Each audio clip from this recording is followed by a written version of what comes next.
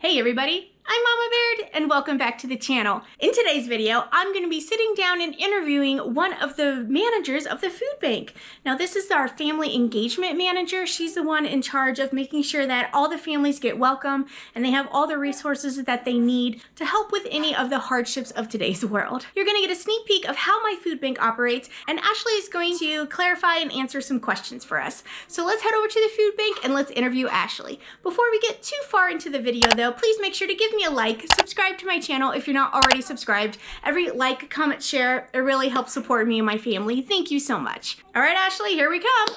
Let's ask her some questions. Hi, my name is Ashley Schleicher. I'm the Family Engagement Manager at the Missoula Food Bank.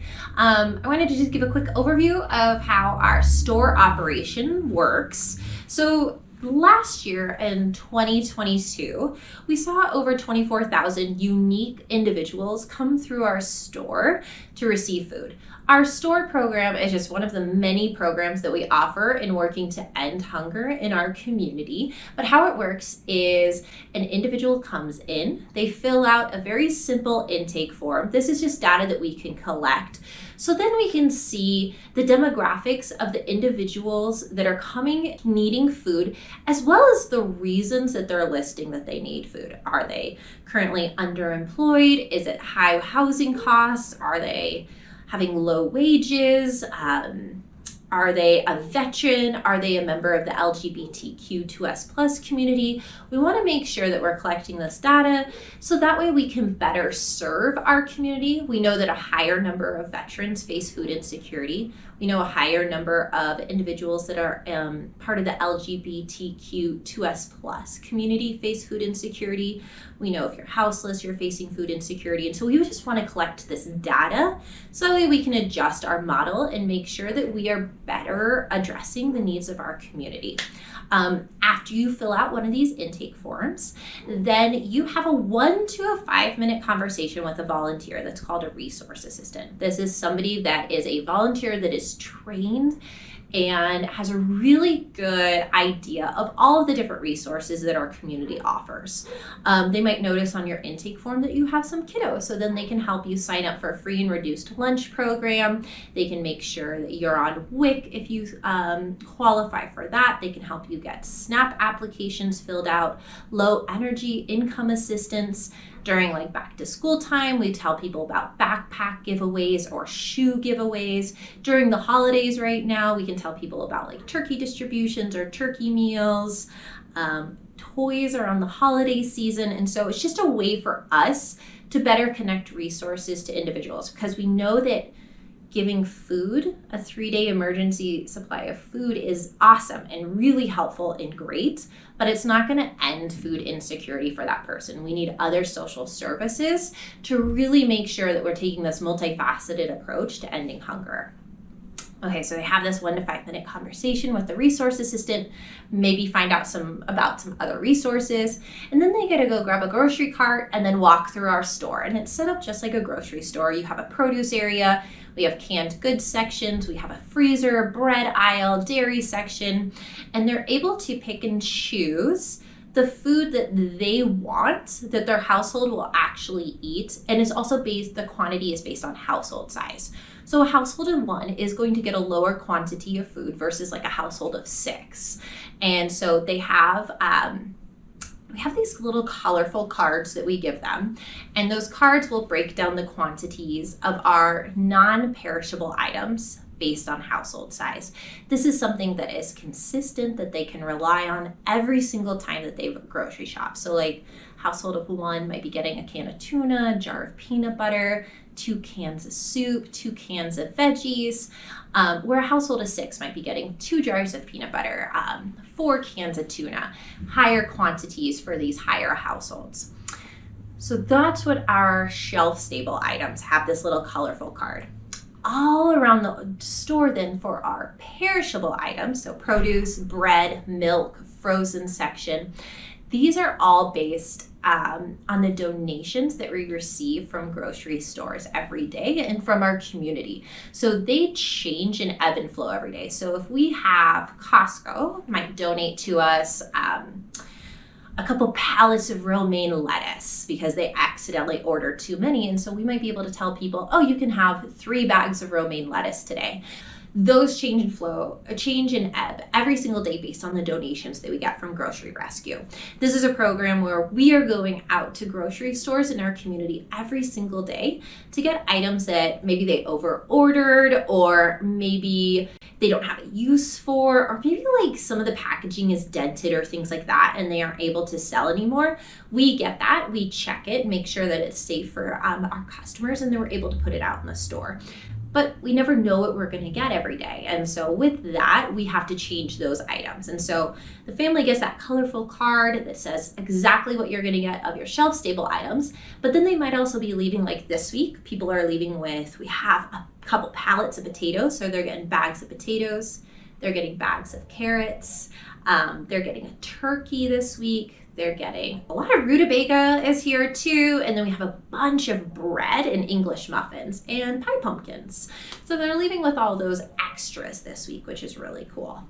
Customers are able to shop once per week. It resets every single Monday. So if a customer is having a lot of food insecurity right now, they're able to shop on a Friday, come back on a Monday.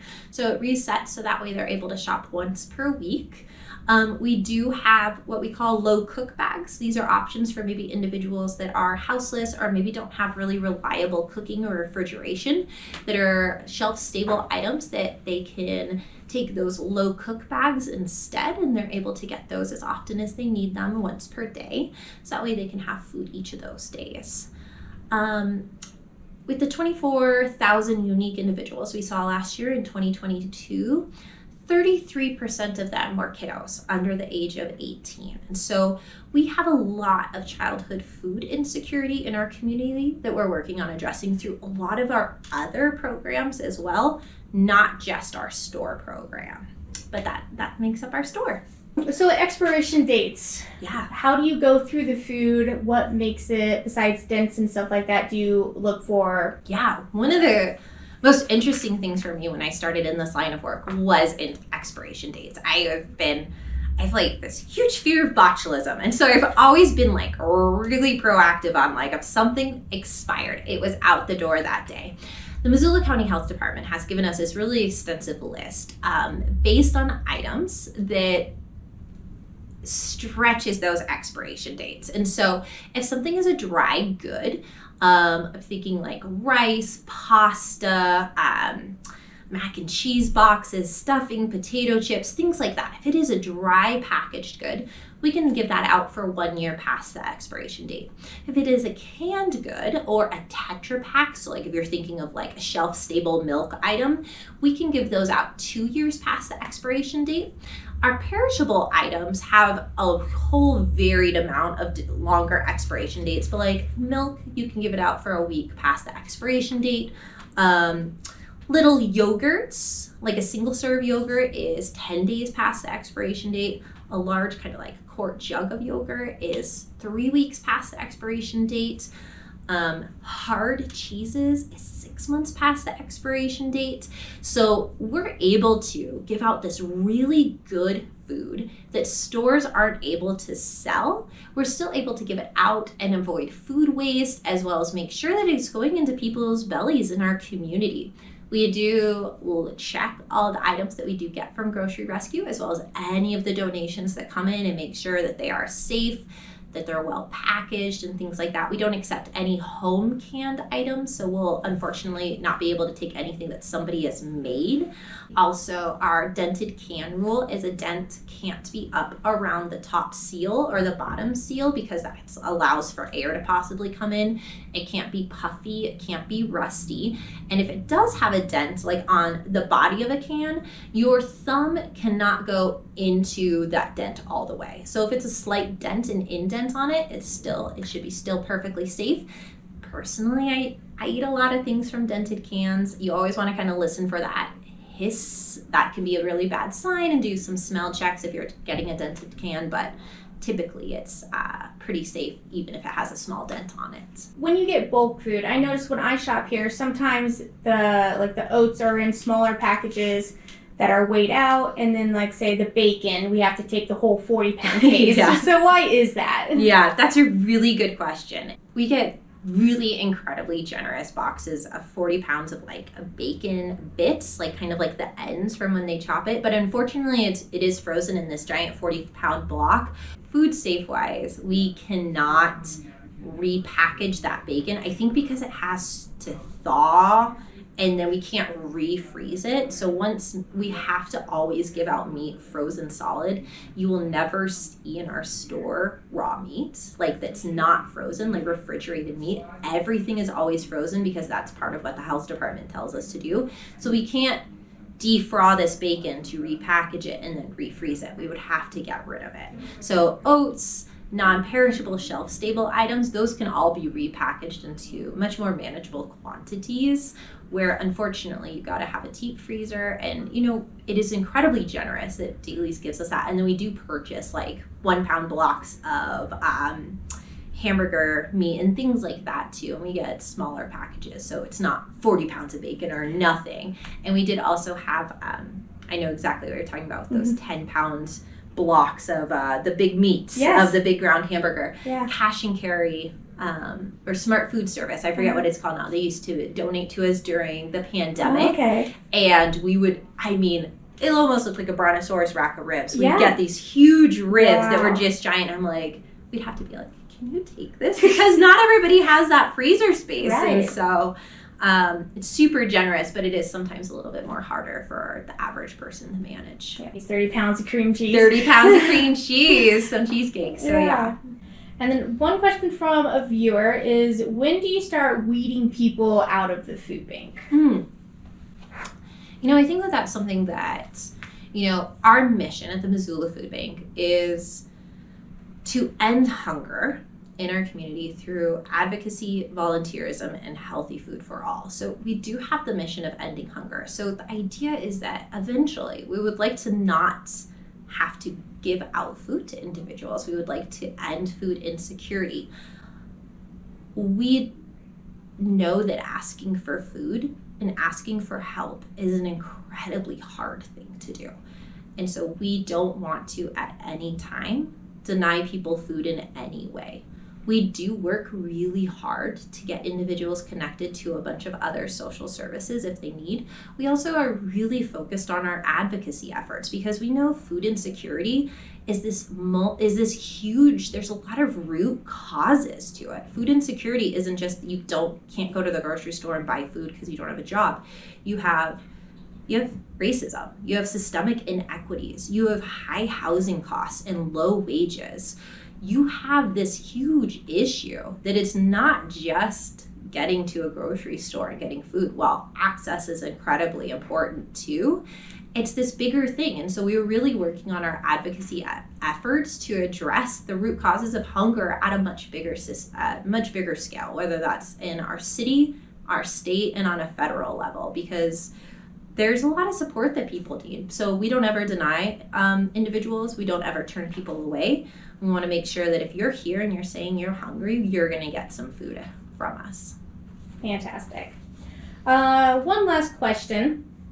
So when I first started coming to this food bank, it was more because I didn't have much food in my cupboard and I was worried about what I was going to feed my kids that week. Sure. And then when I got here, we were still under COVID restrictions and I was allowed to come every day if I needed to, but it was a deliver only. Yeah. And so the first day I got a 10-pound block of hamburger. Sure. And it was frozen solid. Mm-hmm. And I was just like, what am I going to do with this? But I was so blown away at it. And that to me was like, it saved me. And I started feeling like I had a place to go. Good. And so when I started, it was more, how can I feed my kids today? Yeah. And now I still visit the food bank once a week to help with the grocery budgets. How do you feel about that? Like the different types of people that visit and Yeah, I think that's a great question. I think that's a common thing that we get. There are, sometimes when you think about a food bank, you think about, is there like maybe an individual that, is here every single week to make their grocery budget work? And I think that is super legitimate. I think that's a very real thing because we have seen in our community, we've seen housing prices property taxes, we've seen wages decrease. All these things are affecting. We've seen food inflation, like unreal amounts. I think oats are almost 100% higher than they were last year, just the cost of oats. And so we've seen a lot of reasons that people are coming in. It doesn't mean that you don't maybe have food in your pantry. Like, you might be able to feed your family that day. That doesn't mean you shouldn't be able to come and get help from us. That doesn't mean that this food that is being rescued from these stores every day should go someplace else. I always get people saying to me, oh, I don't want to take away from you because I know there's other people in need. And I'm saying, like, I truly and honestly, like, if you think that you should maybe go to a food bank, absolutely. If you think it would help your monthly budget, so maybe your kiddos can do karate lessons or do soccer lessons and you have like a little bit of an extra wiggle room, or if it allows you to finally save for a house or to buy snow tires or to do anything like that, like, if you need us, we are here. And that's what our community is doing together. It's all about supporting each other in whatever way possible. I have people that come to the food bank once a year because their car broke down and they have extra bills that month and they need just something right then. I see people every single week because it is part of their monthly budget and it's how they make ends meet and provide for their family. And they're both equally valuable. They're both equally right to do. There's not one that's right or wrong. And so I think, like, if you need to come to a food bank or want to come to a food bank and see what it provides you and see how it can help your family, please take care of yourself. Please take care of your family. And I think both are incredibly important. Thank you, Ashley, so much for letting me interview you and explaining the everyday works of our store at our local food bank. I also want to encourage you guys that if you're looking for food or if you know someone struggling with food, please check out your local food bank and find some local resources. They are here to help you. Thank you so much for watching. I'll catch you next time on Mama Bairds. We know that asking for food and asking for help is an incredibly hard thing to do. And so we don't want to at any time deny people food in any way.